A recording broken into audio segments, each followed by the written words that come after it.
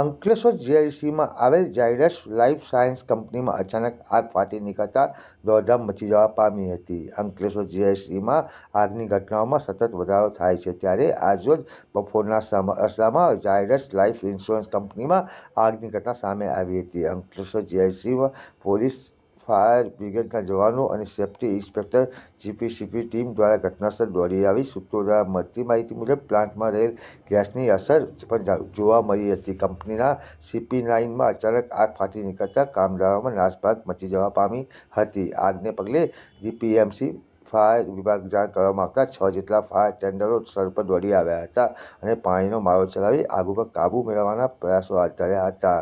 આગ લાગવાનું કારણ બહાર આવ્યું ન હતું. જોકે કંપનીના સત્તાધીશોએ કોઈ ચોક્કસ માહિતી પણ બહાર આપી ન હતી.